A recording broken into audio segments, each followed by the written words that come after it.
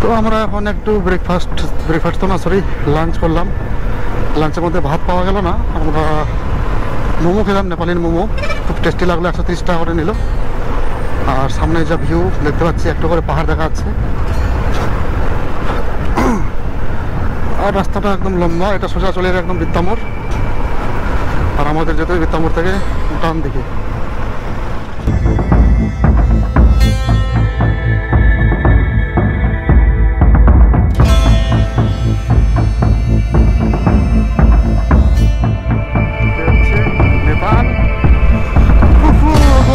নেপালে আছি বাইক নিয়ে, আমাদের পার্সোনাল বাইক নিয়ে এসেছি রায়গঞ্জ থেকে সন্দাকপুর। এখানে সন্দাকপুর বলে নাম, অ্যাকচুয়ালি আমাদের দিকে সন্দাকফু বলে ইন্ডিয়াতে, কিন্তু নেপালে হচ্ছে সন্দাকপুর। আর আমাদের ইলামের পাশ দিয়ে যেতে হবে। তো যাচ্ছি আস্তে আস্তে করে, অসুবিধা নেই।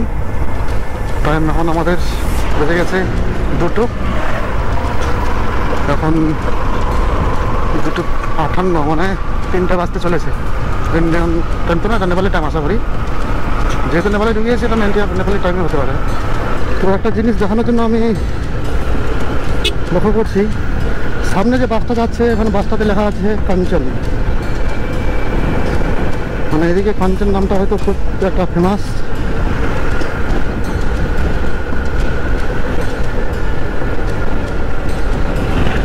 ওই জন্য আমাকে লোকগুলো নেপালি বলে। অ্যাকচুয়ালি নেপালি ভাষায় কাঞ্চন নামটা হয়তো অনেকের নাম, আর খুব ভালো নাম হয়তো। লেখা আছে কাঞ্চন এয়ারবাস ফুল এসি।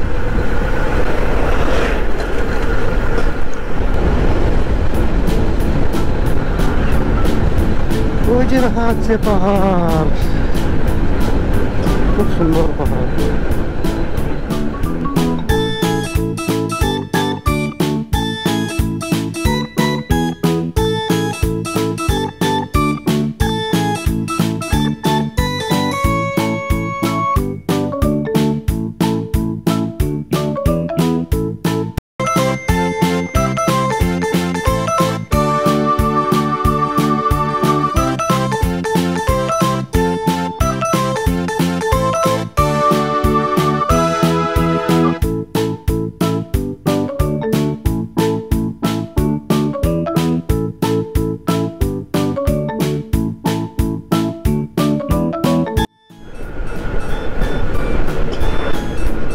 তবে নেপালে কিন্তু অনেক গাড়ি চায়না থেকে ইম্পোর্ট করা, বিশেষ করে ইলেকট্রিক যেগুলো গাড়িগুলো আছে।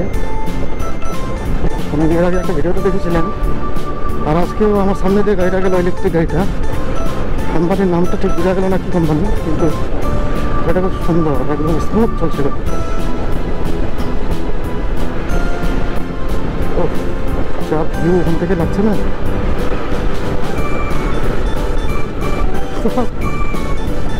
দারুণ লাগছে এখান থেকে, একদম দারুণ লাগছে।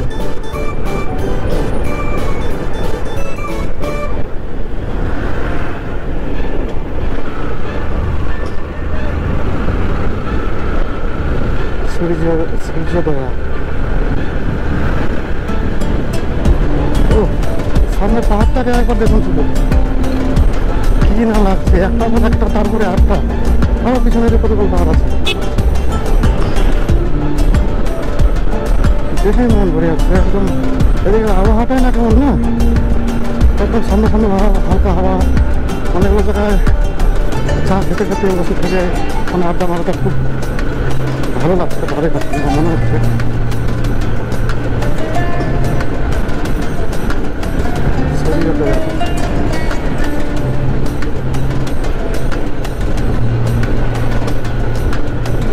এই পাহাড়ের ফিলিংস আমরা পেয়ে গেলাম।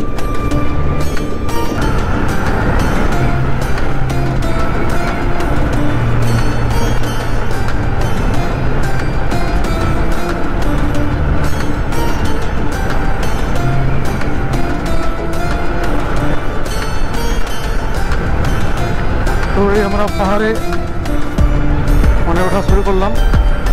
এখান থেকে পাহাড় একটু একটু করে শুরু। এই যে পাহাড় এখান থেকে শুরু হচ্ছে, দেখে বোঝা যাচ্ছে স্লোপটা কতটা উঁচু। তারপর সাবধানে একটু গাড়ি চালাতে হবে। ঠিক আছে ব্যাপার, কতটা উঁচু।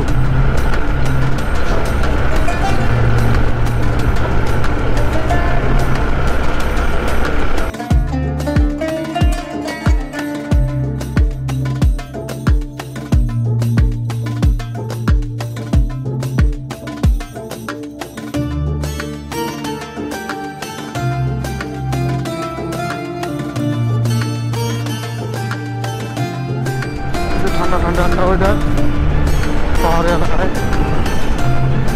একদম। আমাদের বাড়িতে যেমন 27-এ রাখি এসির টেম্পারেচার, সে এসির 27 টেম্পারেচারটা এখন এখানে আবহাওয়াটা মানে পাওয়া যাচ্ছে, যেটা খুব একটা আনন্দের ব্যাপার আমাদের পক্ষে। কারণ আমরা তো গরমে থাকি সবসময়, ওই জন্য আমাদেরকে এখান থেকে ই করতে হচ্ছে আর কি, আরাম লাগছে আর কি। যাই হোক, এখানে দুজন পুলিশ ছিল, কিছু বললো না। আর আমাদের টেনশনও নেই, আমাদের কাছে সব ডকুমেন্টস আছে, চিন্তার কোনো কারণ নেই। তো এখন দিনের বেলা যতটুকু বাচ্চা উঠিয়ে নিচ্ছি, বাকি আমাদের ওখানে গিয়ে থাকতে হবে মনে হয়। রাত্রি থাকতে হবে আমাদেরকে সূর্যোদয়াতেই। এদিকে হয়তো বৃষ্টি পড়ছে সামনের দিকে।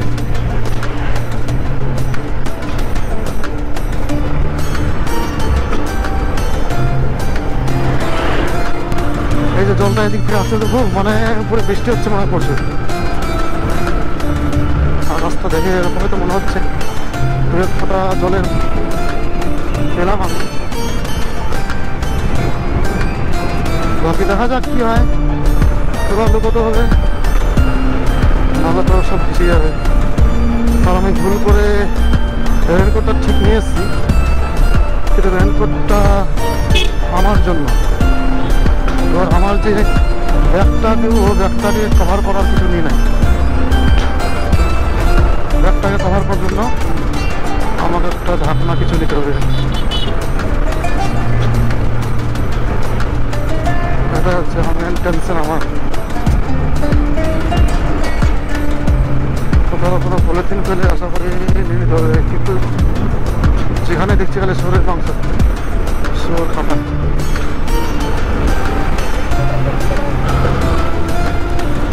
তো বন্ধুরা, এই পাহাড়গুলো, ছোটো ছোটো পাহাড়গুলো খুব সুন্দর লাগে, এই যে ছোটো ছোটো ঘরগুলো। আর সামনে রাস্তাটা দেখো ব্রো, দেখো এখানে হাই পিক আপ নিতে হবে, নাহলে তো ওঠা যাবে না। ট্রিপ করে দেবে এখানে। ও বুলেটটা যে গেল,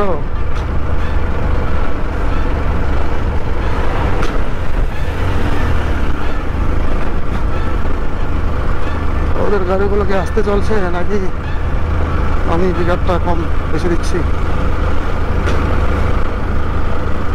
যা লাগছে, সামনে প্রচুর বৃষ্টি পড়ছে ব্রো। উফ, আমার গোপ্রোটার মাইকটা বের করতে হবে, নাহলে তো ভিজে যাবে। আর খাটনি।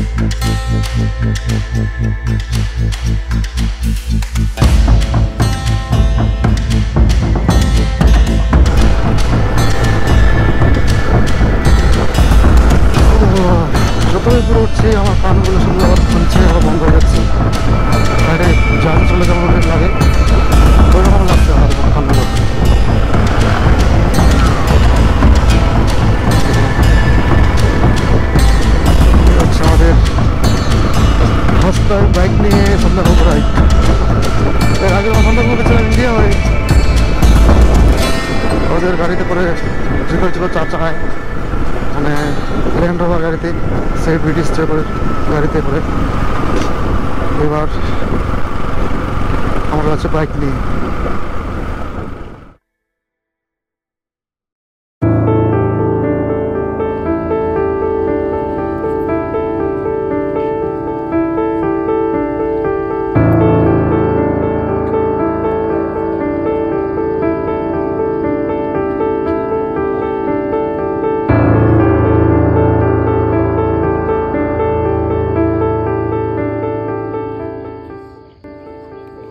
তো আমরা এই মুহূর্তে পৌঁছে গেলাম কন্যায়ামে। এই জায়গাটার নাম হচ্ছে কন্যায়াম, আর এটা হচ্ছে আমার পিছনে। এটা একটা ভিউ পয়েন্ট, মানে যেটা সব জায়গাতে থাকে যে একটা জিনিস। এই হচ্ছে আমার এখান থেকে ভিউ পয়েন্ট, এখান থেকে সব কিছু দেখা যাচ্ছে। আর কন্যায়াম যে মার্কেটটা আছে ওটা বলে আরও 4 কিলোমিটার দূরে আছে আর কি। তো এটা দেখতে গেলে এটা আজকে মানে দেখতে পারবো না, আজকে আমরা ভাবছি এখানে থেকে যাই, রাত্রি হয়ে যাচ্ছে আর পাহাড়ে একটু তাড়াতাড়ি সব কিছু বন্ধ হয়ে যায়, আর বন্ধ হলে তখন মানে মুশকিল পাওয়া আর কি। ওই জন্য ভাবছি যে তাড়াতাড়ি সব করে নিই আর কি। ওই হচ্ছে সুন্দর জায়গা, আমার পিছনে রয়েছে।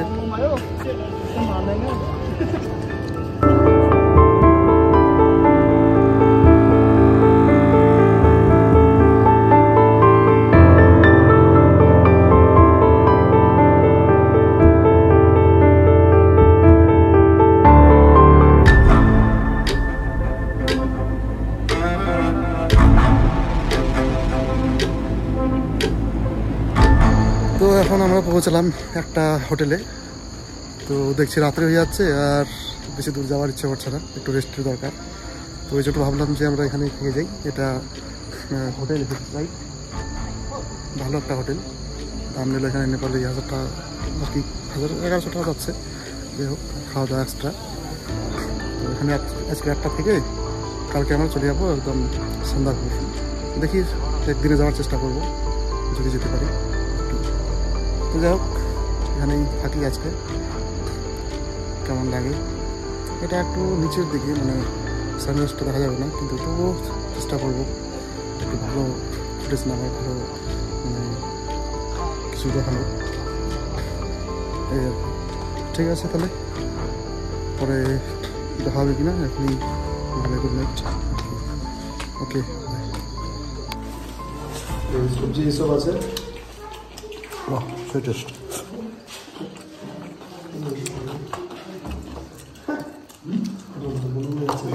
और दाजु पहले सब्जी खाने वाले छ खाने तो एक भालोबासा छ একটা এটা মুলাই চলে চাষবাসের জায়গা আছে না, এক্সট্রা আলাদা জমি আছে সমান টাইপের। মানে ওগুলো তো ওরা কি বলবো, পাথরগুলোকে উঠায়, মাটিটাকে রাখে খালি, মানে খাটনি রাখে ভালো। আর কিছু কিছু আবার গ্রিন হাউসে বানায়, গ্রিন হাউস ওখানেও বানায়। এরা মার্কেট নিচে থেকে নিয়ে আসে, তো এখানে পায় না, নিচে মার্কেটগুলো দেখবি না, ওরকম জায়গা কোথায় নিয়ে আসে না।